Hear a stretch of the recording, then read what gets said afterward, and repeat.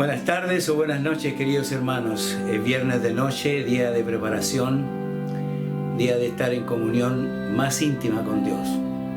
Y en esta hora quisiera invitarles a continuar estudiando el libro de Juan. Y créanme que estoy maravillado y muy asombrado de la riqueza teológica y la sabiduría que hay en el libro de Juan. Quisiera que buscaran en sus Biblias, mientras hago una introducción a este tema, el capítulo 5, el versículo 30 al 47. Son 17 versículos donde en el medio de ellos hay una joya que nosotros generalmente escribimos y usamos con bastante frecuencia. Pero es interesante saber el contexto en el cual se dio esta declaración. Y me estoy refiriendo a la declaración que está en el versículo 39, Juan 5:39, que dice de esta manera: escudriñad las Escrituras, porque a vosotros os parece que en ellas tenéis la vida eterna, y ellas son las que dan testimonio de mí. Leamos un poco estos versículos para entender por qué Juan escribe de esta manera y habla acerca de la palabra de Dios como la fuente testimonial para la experiencia, la vida y el sacrificio de Jesús. Mire, comenzando del versículo 30,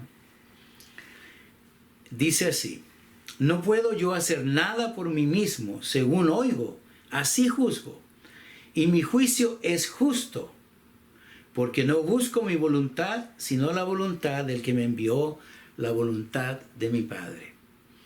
En este versículo solo hay una tremenda verdad.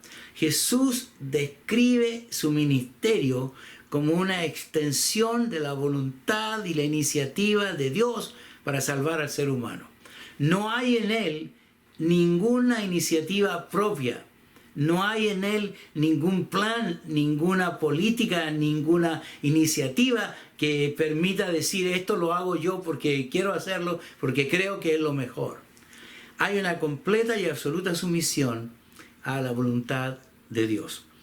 Pero ¿por qué razón Jesús tiene este discurso?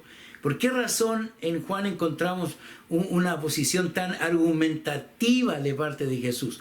Porque en el Evangelio según San Juan se describe los ataques, los cuestionamientos, las críticas contra Jesús. Y las críticas específicamente contra su ministerio, contra las cosas que él hace. Y entonces Jesús desarrolla la idea de que su ministerio, su reino ha venido a este mundo para mostrar el amor del Padre y el plan de salvación del Padre, no otra cosa. Y del versículo 31 al versículo 36 habla acerca de Juan el Bautista. Vamos a leer estos textos. Dice: si doy testimonio acerca de mí mismo, mi testimonio no es verdadero. Aquí hay una tremenda verdad. El testimonio lo deben dar otros acerca de nosotros, no nosotros a nosotros mismos. Él dice: si doy testimonio, no vale. Otro es el que da testimonio acerca de mí, y sé que el testimonio que da de mí es verdadero. Ahora vamos a ver quién es ese otro. Es interesante. Vosotros enviasteis mensajeros a Juan, y él dio testimonio de la verdad. No, Juan no da testimonio de Jesús, da testimonio de la verdad. Y esto es importante. En esa dirección estamos yendo. Pero yo no recibo testimonio de parte de hombre alguno, mas digo esto para que vosotros seáis salvos. Él era una lámpara que ardía y alumbraba, y vosotros quisisteis regocijaros por un tiempo en su luz. La luz de Juan el Bautista, aquel que llamaba al arrepentimiento, a bautizarse, a dejar las malas obras. Mas yo, Jesús, dice: tengo un testimonio mayor que el de Juan, porque las obras que el Padre me dio para que llevase a cabo, las mismas obras que yo hago, dan testimonio de mí, de que el Padre me ha enviado. Una de las cosas críticas en la experiencia de Jesús es que la gente, los judíos, los fariseos, los rabinos y aún hasta el común del pueblo no creen en Él. Si ustedes revisan los evangelios se van a dar cuenta que hay una serie de extranjeros que creen en Jesús.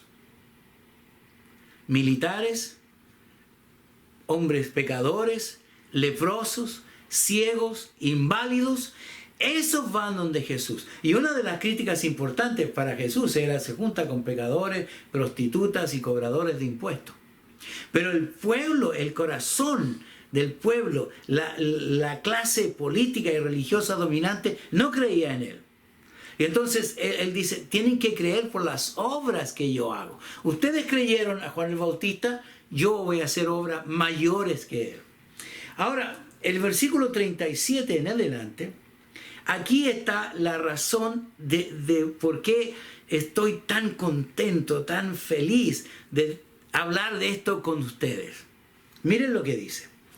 También el Padre me envió, ha dado testimonio de mí. O sea, el Padre ha dado testimonio de Jesús.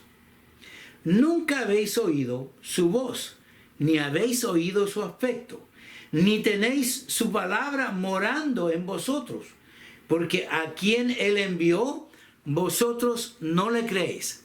Ahora, en Él está diciendo, Dios el Padre me envió, pero ustedes no lo conocen, no lo han visto, ni tampoco han recibido su palabra.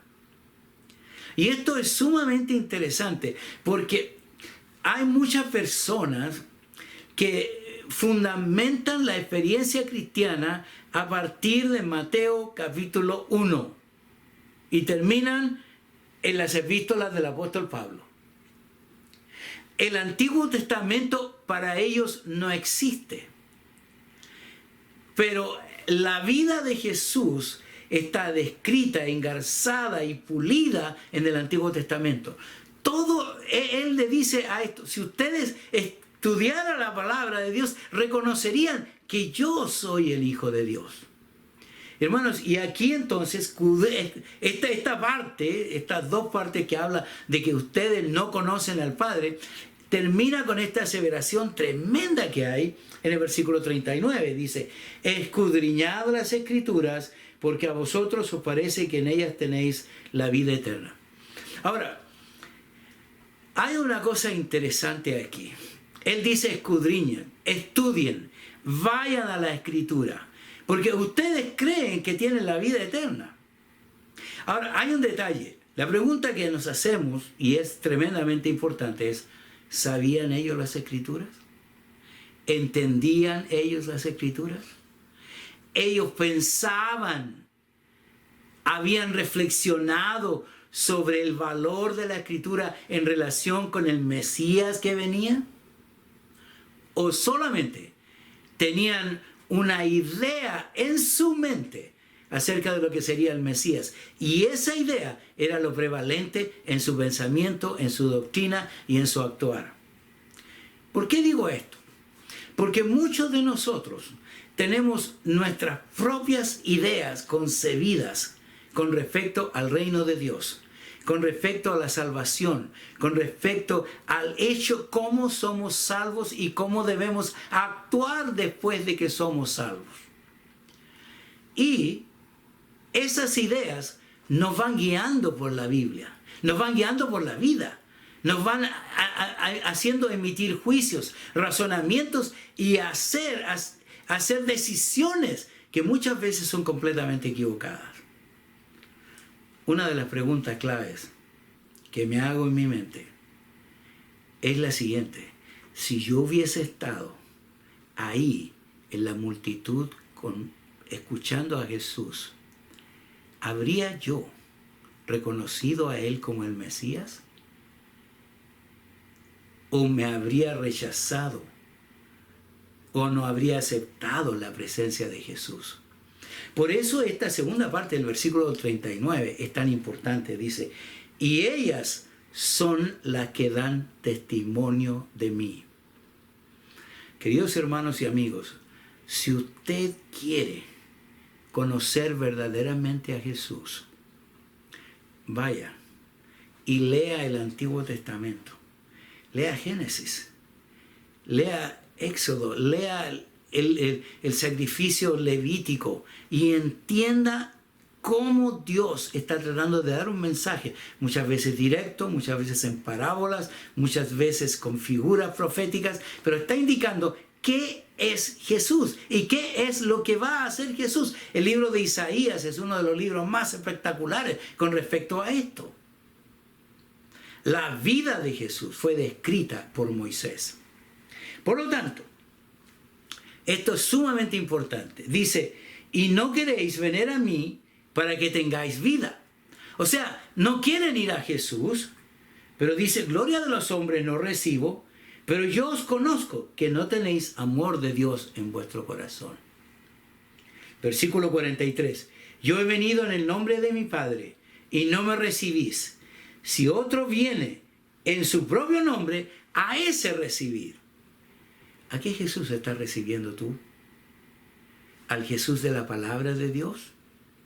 ¿O al Jesús que tú tienes en tu mente? ¿Al Jesús que tú construiste? ¿Al Jesús que tú crees que existe? Ahora, hay un detalle interesante aquí. En la última parte habla del juicio y dice, no penséis que yo voy a acusaros ante el Padre. Hay quien os acusa, Moisés en quien tenéis vuestra esperanza. Dice, Moisés es el que os va a juzgar. Y aquí está el secreto más grande de esta reflexión. Es la Biblia misma la que nos acusará. Es la Biblia misma, es el texto, es la voluntad expresa de Dios, al que no hicimos caso, la que va a ser un testigo en contra de nosotros. Quiero terminar con esto. Jesús, camino a Emaús, se encuentra con 2 discípulos y camina con ellos y les pregunta, ¿por qué estáis tan tristes? ¿Qué pasó? Y ellos le dicen, tú no sabes lo que pasó en Jerusalén este fin de semana. Y entonces el libro de Hechos relata que ellos van escuchando de Jesús a lo largo de todo el camino, versículo tras versículo, idea tras idea, todo de lo que se dijo en la ley y los profetas con respecto a Jesús. Cuando llegan a casa, entonces entran, se sientan a la mesa y cuando Jesús levanta las manos para bendecir el pan, se dan cuenta que aquel desconocido no era otro más que el maestro de Galilea. Y entonces reconocen que todo lo que les dijo en el camino es la verdad profética con respecto a Jesús. Es la verdad revelada en la Biblia con respecto a Jesús.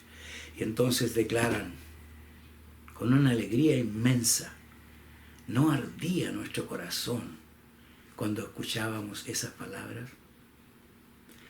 Conocer a Jesús significa conocer su palabra, conocer la profecía acerca de Él, conocer su ministerio descrito en el libro de Isaías.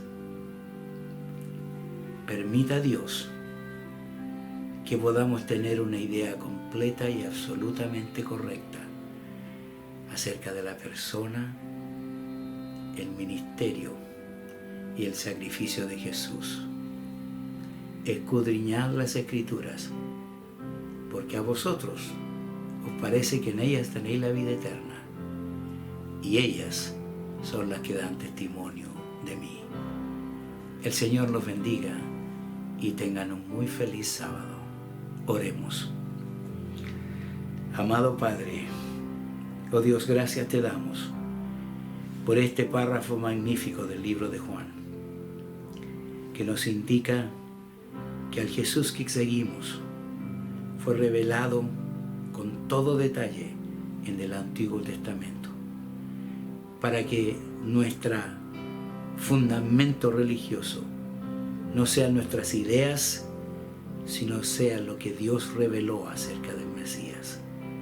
Señor, ayúdanos a estudiar tu palabra y a gozarnos en ella. En el nombre de Jesús pedimos. Amén.